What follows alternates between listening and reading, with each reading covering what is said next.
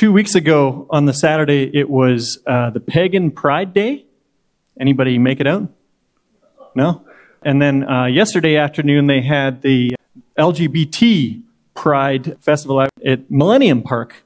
And I was thinking about that word pride, about how it's used. It's not the pride of accomplishment or of hard work, so much as the pride of elevating and lifting shame, elevating the lowly. And what we see in our lesson today that Greg read is exactly that Jesus is speaking about elevating the lowly, cherishing them, removing the shame, elevating them, and embracing them with a new belonging and identity. Jesus, we find him at this dinner party. The dinner party is some Pharisees, and they're probably dressed in their finest, they're probably serving the finest, and they have some spots. Now, to Jesus, you got to keep in mind what time frame of his life this was happening. In Matthew, we place it right in Holy Week. In Luke, it's maybe before Holy Week or in Holy Week. He's thinking about what's going to happen next. And as you're thinking about what's going to happen next when your life is going to be taken, when you go to a pretentious dinner party, it must be very surreal to look around at the guests enjoying themselves and, primping themselves up and looking their best. So he brings to the dinner party this proverb, which he expounds a little bit from Proverbs 25. He says, "Do not put yourself forward in the king's presence or stand in the place of the great, for it is better to be told, 'Come up here,' than to be put lower in the presence of a noble." I was at a conference for the National Church a couple of weeks back, and I was late for their big dinner. The dinner is really fancy. It's at the Langley Events Center. Beautiful view with the sunset, but with traffic and seeing my wife, I got there just as it was about to begin. There was only one table left, and it only had a few spots left in it, and it was at the very far end of the room from where the food and the speaker was, so I just kind of snuck in there. And then I looked over, and you wouldn't think it, but pastors also have an in crowd of the cool ones. I looked over at the table next to me, and it was the good-looking table. I was like, oh, I'm serious. Even pastors do this. I looked at the next table, and there was the band's cool table. Well, as it turns out, they called up the tables for who was going to eat, and it was tables 1 to 6, and I was in table 6. So I had that opportunity to be elevated, like getting to eat first. And I was in there with the cool table and the band and stuff, and we got to have our food first. It was great. So I had that experience of sort of being lifted up, but I also had that recognition, that thought was going through my head that night, that all of us fall into this need to know who we are and what our identity is. Now think about Jesus at this dinner party, who in being in very nature God. Remember, Jesus is God. He did not consider equality with God something to be used to his own advantage. Rather, he made himself nothing by taking the very nature of a servant, being made in human likeness and being found in appearance as a man. He humbled himself by becoming obedient to death, even death on a cross. So he wasn't thinking about how he would look at this dinner party, what people would think about him, how he was dressed. He was thinking about the cross that was coming up for him very soon. It must have seemed so silly to him because, what is heaven like? And Jesus has actually seen it. He's created it. So he sees how beautiful that is. He sees how incredibly rich it is. And then he comes down to this party, and it's a little bit like Lexi dressing up, right? She did this, and I took a picture of her. She dressed herself. She's great at dressing up. And I love it when she does this. But let's pretend for a second that she has some friends over. They have their dress-up tea party, and I catch Lexi saying to one of her friends, "You're not dressed well enough to sit with us." That's how silly it must have looked to Jesus, to see these people playing this little dress-up game at this pretentious party saying, "You're not worthy of being here." When what he really wants is for us to share with each other. What he really wants is to elevate the lowly like he was doing. That's the point. Now, Dave has talked about how he worked at a chicken farm and the pecking order. I've got chickens too, and a couple of the newer chickens, their bums are missing a lot of feathers. We know that the animals do this.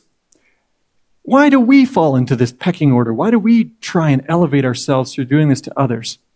I don't think it's just because of the culture, the society around us. But I think it contributes. We know that the predominant thinking in the society is Darwinism. In the descent of man, people people thought that Darwin may have been a racist. In some of his writings, particularly this book, he talks about how some people were sort of in between apes and humans. And his writing says, with savages, the weak in body or mind are soon eliminated. So he's talking about like aboriginals or even animals. He says, yeah, the weak species, they soon die out. And those that survive commonly exhibit a vigorous state of health, he says. But we civilized men, and he's talking about sort of the first world of his time, on the other hand, do our utmost to check that process of elimination. So he's suggesting, he's advocating, in other words, that natural selection would say we need to purify our gene pool. We don't want to be having medicines and laws protecting the poor and vaccinations and mental hospitals. We should kill all those people. We should get rid of them to make our species stronger. And he says, thus, the weak members of civilized society propagate their kind. No one who's attended the breeding of animals will doubt that this must be highly injurious to the race of man. So he's saying that by allowing all these people to live, we're wrecking our gene pool. We should kill them all. And this thinking that went on to become social Darwinism played a major role in a man named Hitler. He embraced this thinking very deeply. They were very intelligent people who embraced this thinking and thought, well, this is the best thing to do. I don't think that's the only reason, though, that our society as a whole so easily finds ourselves believing we're just too many of us. We're overpopulated. We're just ruining this planet, polluting it, mucking it up. And there's a stench of us. There's just too many of us.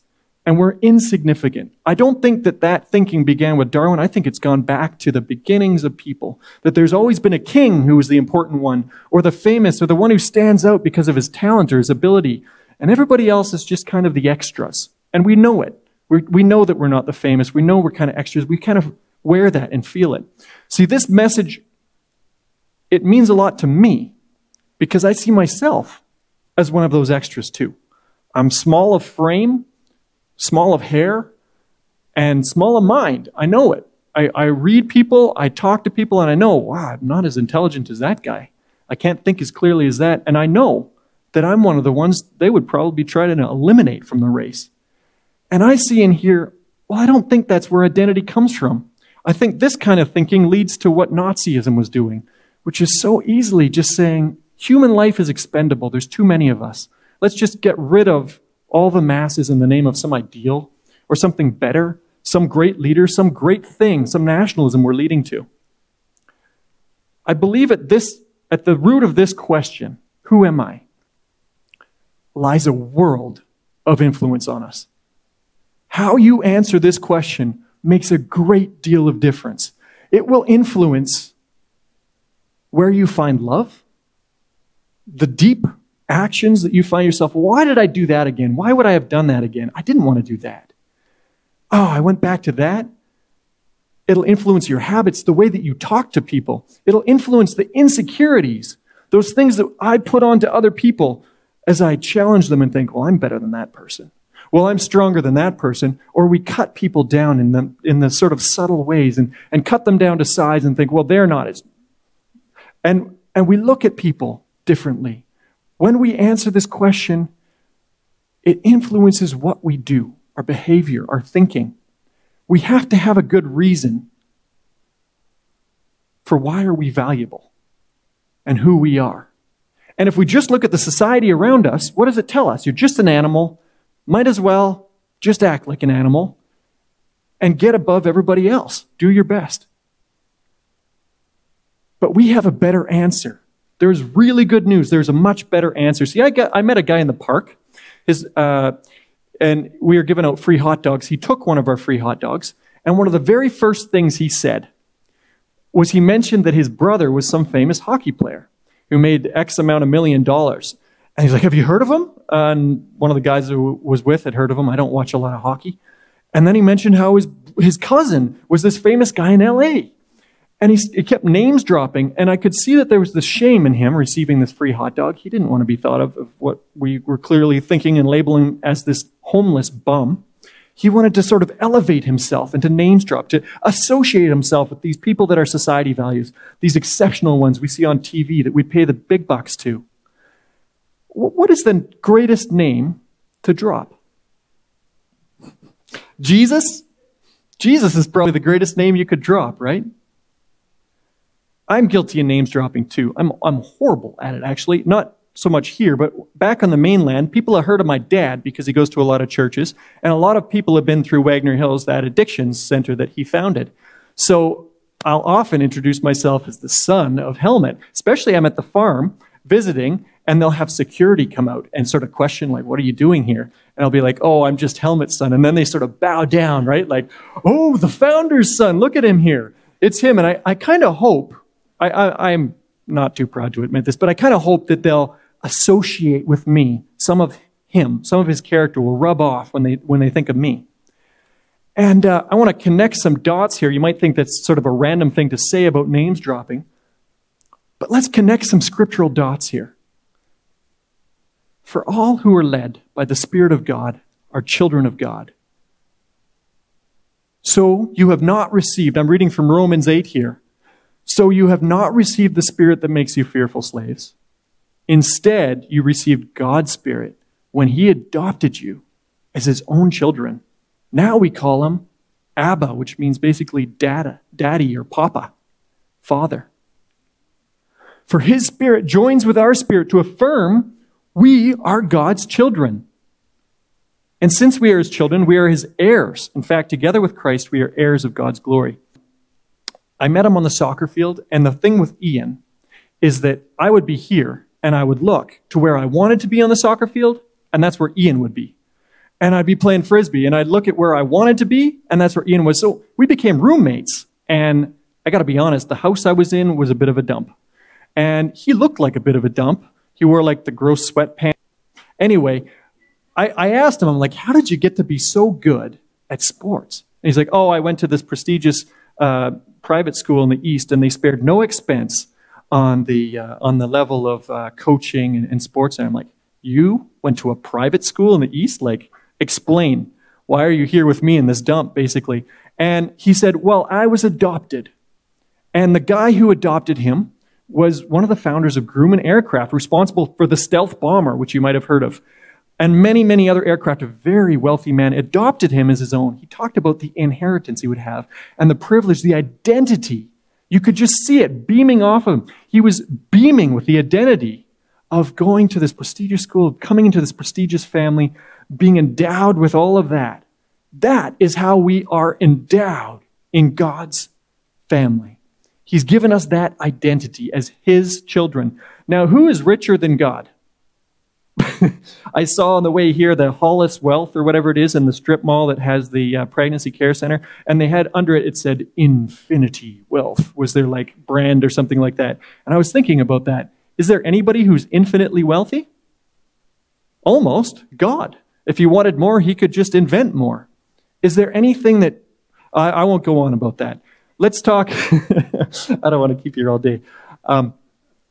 As we are invited into this family, we might think it's just all excitement to be involved in God's family, that everybody wants to be part of God's family. Who wouldn't? He's infinitely wealthy. He's bestowing your son or daughter just by being part of His family with all that entails of being an heir. Who wouldn't want to be part of that family? Well, a lot of us don't want to be part of our own families a lot of the time. Who's on vacation this summer and had to spend a lot of time with their family, and you kind of get sick and tired of your... Thank you for your honesty. You get sick and tired of your family. My son, Nick, he's only 10 months old. He's sick and tired of what I do to him. Don't hold me down for that diaper.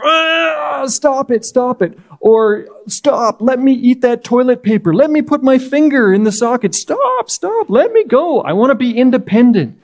My daughter, I want to be independent. Stop trying to feed me. Stop trying to with the bedtimes. And we have had teenagers, some of us. Let me use the car. I want to be independent. Leave me alone. I'm on my phone. We want independence, don't we? Even as adults, we fight with each other for this independence in our marriages. Independence. We don't want it. We want rebellion. That is what comes naturally, not adoption. Yeah, adoption sounds great in theory, just like family sounds great in theory, but any given family is full of the rebellion of our sin. And we might think we get it a bit together sometimes. At least I do. You know, who's played with a Rubik's Cube before? Anybody got that top row like I have? And we might feel like morally we're getting it together, just like these Pharisees around this table with Jesus felt like morally they got it together. And they're like, okay, I need a bit of help, God. Can you finish this Rubik's Cube for me? And what does he do? He starts with that thing and he starts messing up the part that we did. See, part of his turning of the tables is not just the elevating of the lowly. It's the turning of the tables entirely. So all of that moral stuff that we worked on, that we're so proud of, that we're building our identity in order to get the whole thing solved, you got to mess up that top row again. And you don't want to. Don't mess it up, God. Let me have my part. Let me have my moral purity, which I've earned. But God isn't into that. That's not his answer for us. His answer is this is completely through him and through his grace. I struggle. We talked a bit about the soup kitchen today. I was there on Friday. I love that place. But I struggle because I struggle to not see myself as the helper, the one who grabs the mop or whatever else I do there afterwards and sweeps up a bit. And those are the ones being helped in a different class. And I'm the one who's so good to help these people, and they're the ones who need my help. I struggle to not make my identity as the helper and struggle to see that these people, in Jesus' eyes, are exactly like me. They also have problems. They have also had families. See, when I put the tie on in the morning here and come out in front of you guys trying to look respectful, there's a part of me that struggles to not build my identity as being together, as feeling like, oh yes, I'm part of this upper crust, part of this. Well, that's what the Pharisees thought. We're in the best seats here. We're the best parts of society. It's hard to not feel that identity based on where we are compared to others, but instead to find our identity in God. But what happens when we find our identity in God? What happens internationally? I'm not talking about what happens when colonialism intersects with the tribal culture, because that's a different story. When colonialism intersects with the tribal culture, what happens? That's awful, right? They use and abuse. Even today, this happens. The first world it makes pawns in a vassalship kind of way of the third world and uses them. I'm not talking about the West meeting the poor, but I'm talking what happens when the gospel, this idea that our identity comes in Jesus. What happens to people around the world? Well, history has told us, and you don't hear this in the media, but history has told us that when you introduce the idea that you have a value based from God and not from your society, what happens? You see equality, rights of women, democracies form, education is promoted. People stop going with the status quo of, I'll just be a slave because I'm worth nothing, I'm just an animal, while the king rules, and they start believing I have real value. And it transforms cultures. It really does. This has happened. When you start believing you have value and dignity, it transforms your decision-making, the way that you live, the actions you take. When we, as people, embrace that identity, it transforms us. We stop talking in ways that put others down. We stop seeing ourselves as better. We stop thinking about how insecure we are and how we need to elevate ourselves and exalt ourselves.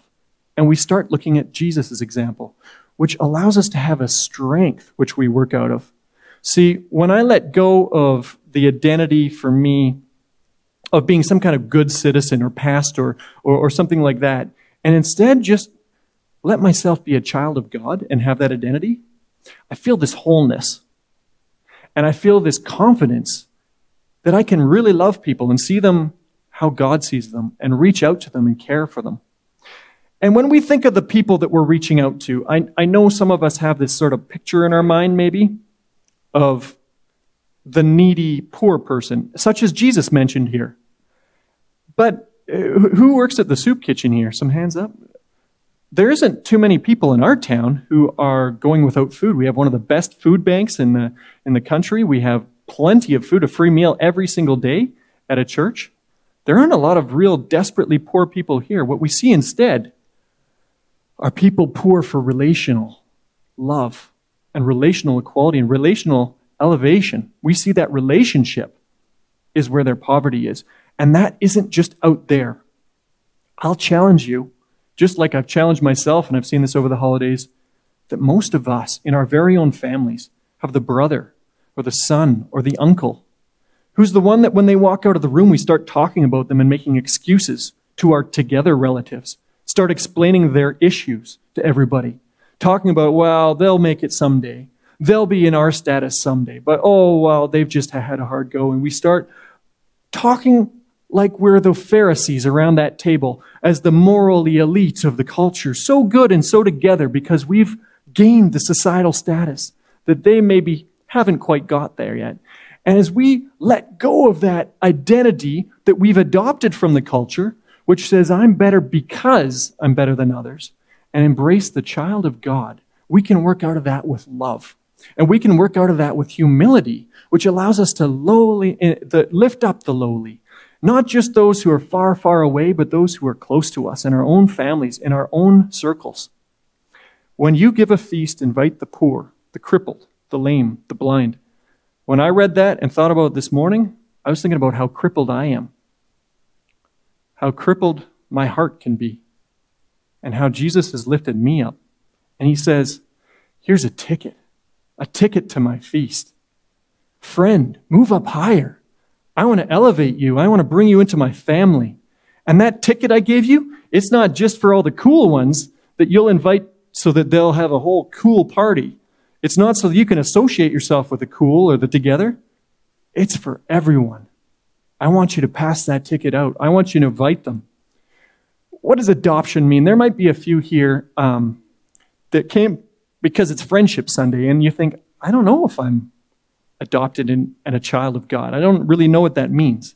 And I don't want to miss you today if you don't think that you're part of this adopted family. What does that mean? I'll just make a very quick analogy to the BC social structure of adoption. What are some similarities for adoption into church and adoption, just adoption? Well, it has very little to do with the person being adopted. It has everything to do with the ones who are adopting. See, the person adopted doesn't choose to be adopted or pay for it or do a lot of the work or they're not good enough to be adopted. They don't work for it at all. It's all on the side of the ones adopting. They come, they choose, they love, they work, they pay for, they go through the legal things, and they bring into a family somebody they'll love unconditionally, no matter what. That's what God has done for us. He's brought us into his family to love us, no matter what. And apart from our sin that there's a payment, an expensive, far more than adoption payment, with his own blood, which he has paid so that we can be part of that family. Now, there's another similarity, a quick one, with this adoption process, and that's the need for consent. Over age 12, at least, in the regular adoption system, consent is needed. And that's the same with God. He doesn't force his love on us. He doesn't force us into his family. He waits for our consent. He waits for our yes. And that is important. That's needed, our yes. It isn't our performance that gets us into that family. It's God's strength. And we might think, oh, there's no room in his family. No, think about the amount of stars he has. If all the whole world of 7 billion, it would be like a drop. He knows the hairs on our heads. He wants the whole world in his hand. He wants all of your friends, all of your family into his family. Pass on that ticket to his feast. Pass it on in love. And let's wear ourselves the identity as a child of God. Not as we might take our job title or our hobby or the thing we think we're really great at or we're famous for. But let's wear the identity of God, God's child, his very son, his very daughter. And let's watch how that identity can transform us with love and see others in a way that they also can be loved by us and loved by him. I'm going to leave you with a blessing today. If that was you when I spoke, hey, I don't know if I'm adopted into this family. I don't really know what you're talking about. A lot of this went over my head. Let this be the day that you find out about the greatest family to be adopted into. Talk to somebody here. Pray with somebody here. Don't let this day go by as just another day where you miss out on the best family you could ever be a part of. I'm going to leave you with a blessing. It says, the Lord bless you and keep you. The Lord make his face to shine upon you and to be gracious to you and give you his